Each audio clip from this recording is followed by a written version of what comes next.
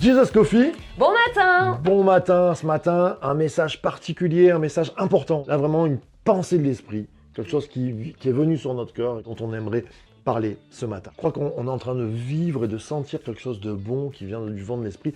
Et j'aurais voulu que tu nous exprimes, je crois que tu t'en souviens, de ces pensées qui sont venues sur ton cœur par le Saint-Esprit. Alors effectivement, j'ai eu deux visions, on va dire, et les deux visions se complètent. En fait, la première vision, c'était vraiment que j'ai vu une ruche avec beaucoup de bruit, donc plein d'abeilles qui travaillent, qui sont là et qui produisent quelque chose. Et la pensée qui était associée à cette vision, c'est l'Église est en train de se réveiller. Chacun d'entre nous, on est un peu comme des abeilles. S'il y en a une qui dort à côté, je crois que rien que le bruit de l'abeille d'à côté, elle va réveiller les autres. Déborah, parce que Déborah, ça veut dire abeille.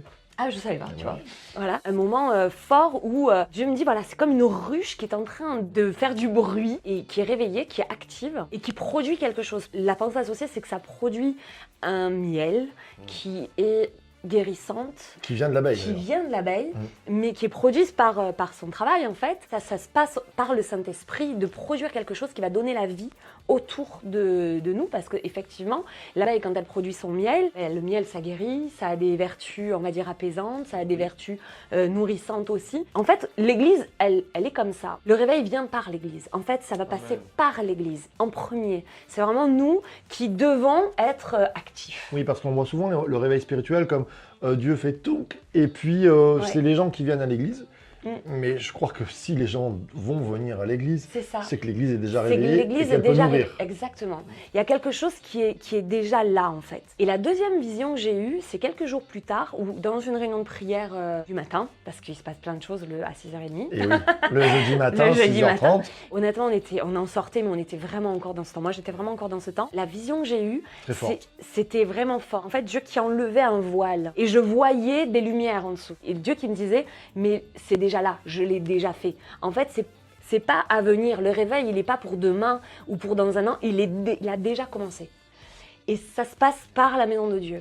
La maison de Dieu, elle doit être active, mais elle a commencé à être réveillée. Et quelques jours plus tard, j'allais rendre visite dans une église et le prédicateur, son titre, c'était « Jusqu'à ce que le voile soit ôté ». Honnêtement, je me suis dit, bon, ça m'a percuté parce que je me suis dit, c'est dingue, parce qu'on est plusieurs à avoir cette pensée-là, parce que la maison de Dieu se réveille, ça va impacter les nations autour, ça va impacter les gens, nos familles, nos amis, nos proches, parce que déjà, nous, on est réveillés, et en plus de ça, on va guérir. Et on est en train de vivre des temps. En fait, il le fait déjà. Moi, j'étais impacté quand je suis monté à MLK et je salue déjà toute l'équipe de MLK. Merci pour le travail et puis surtout pour l'accueil que j'ai reçu. Le culte du samedi soir commençait, je pleurais dans la salle, voyant rentrer ces milliers qui venaient. Vous pouvez aller voir un culte si vous êtes sur Paris, voir ces bus arriver, les bus publics, les gens qui descendent, qui viennent à l'église. Oh, je dis Seigneur, on a prié pendant des années et là on a une église de notre mouvement où on voit ces choses-là, 5-6 000, il y a eu 600 baptêmes l'an dernier,